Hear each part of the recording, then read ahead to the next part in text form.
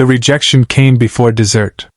He checked his phone, sighed, and said, "I don't think this is going to work," then stood up, leaving Emma alone at a candlelit table as snow tapped the cafe window.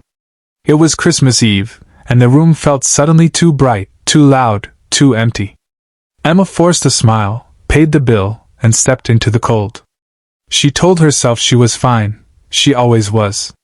At 32, she had a steady job, a kind heart, and a life that looked complete from the outside. Still, the ache of being passed over stung sharper during the holidays. As she waited for the bus, a small voice broke through the rush of traffic. "Miss?" A little girl stood beside her, red coat zipped crooked, curls peeking from a wool hat. She held a paper snowflake, edges uneven but carefully cut.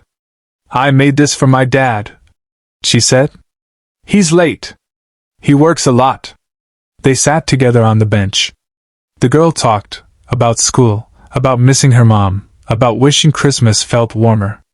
Emma listened, really listened, the way she wished someone had listened to her earlier. Then the girl looked up, eyes hopeful and brave. "Can you be my new mom? Just for today?" Emma's breath caught. She knelt, met the girl's gaze, and smiled softly. "I can sit with you," she said. "And we can wait together." When the bus finally arrived, a tired man ran toward them, relief flooding his face. He thanked Emma, voice trembling. In that moment, Emma felt something shift, not a fairy tale ending, but a quiet truth. Kindness didn't need a perfect plan. Sometimes, it just needed a willing heart.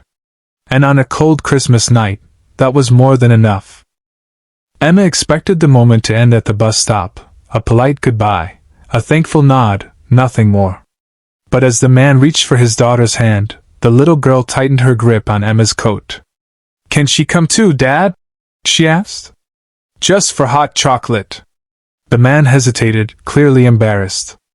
"I'm sorry," he said softly to Emma. "It's been a long day. I'm Daniel." Emma surprised herself by answering, "I'd like that." They walked a few blocks to a modest apartment glowing with Christmas lights taped unevenly to the window. Inside, the space felt lived in but lonely. One stocking on the wall, a small artificial tree missing ornaments on one side. The girl, Lily, chattered happily as Daniel poured cocoa. Emma noticed how carefully he moved, like someone always afraid of getting something wrong. When Lily ran to her room, Daniel finally spoke. "My wife passed away 2 years ago," he said. "Since then, Lily's been asking Santa for a mom. Tonight, she decided to ask you." Emma swallowed the lump in her throat. "I'm honored," she replied honestly. They sat in comfortable silence, snow falling quietly outside. Emma felt something unfamiliar, not romance, not expectation, but belonging. No pretending. No rejection. Just warmth. When it was time to leave, Lily hugged Emma tightly. "Will you come back?" she asked. Emma paused, then smiled. "If you'd like me to." As she stepped back into the night, Emma realized the blind date hadn't failed at all. It had simply led her somewhere unexpected, somewhere real. For the first time that Christmas, she wasn't walking home feeling unwanted. She was walking home feeling chosen. Emma told herself she wouldn't get attached. She said it silently every morning as she answered Lily's excited drawings with gentle praise, every evening when Daniel sent a simple message, "She's still talking about you." A week passed. Then another. Christmas lights stayed up longer than usual in the city, and Emma found herself stopping by the park near their apartment. By accident. Lily would run to her, arms open, like Emma had always been part of her world. That was what scared her. One evening, while Lily colored quietly at the table, Daniel spoke carefully. "You don't have to keep coming," he said. "I don't want you to feel obligated." Emma looked up. "I come because I want to." Daniel nodded, but his eyes held the same fear as hers, the fear of hope. "People leave," he said simply. "Lily's already lost enough." That night, Emma lay awake, staring at the ceiling. She had been rejected so many times, by people who decided she wasn't enough, too quiet, too ordinary, too much effort. What if she stayed, and failed them too? The next day, she didn't go to the park. Lily waited by the window. Daniel said nothing, but the apartment felt heavier. When evening came and there was still no knock at the door, Lily whispered, "Did I ask for too much?" Those words broke something in Daniel. He hugged his daughter tightly, realizing that protecting her from disappointment had also been teaching her to expect it. Across the city, Emma stood outside her apartment, keys in hand, heart pounding.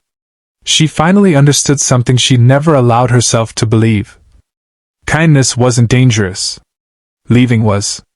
She turned around. Some connections weren't accidents. They were chances, quiet ones, that asked to be chosen back. Emma didn't knock softly. Her hand struck the door harder than she meant to, heart racing like she might still turn back. When Daniel opened it, surprise flashed across his face, then relief he tried to hide. Before either of them could speak, Lily appeared behind him. "You came back," she whispered, as if afraid the words might scare Emma away. Emma knelt immediately, voice unsteady. "I'm sorry I didn't come yesterday.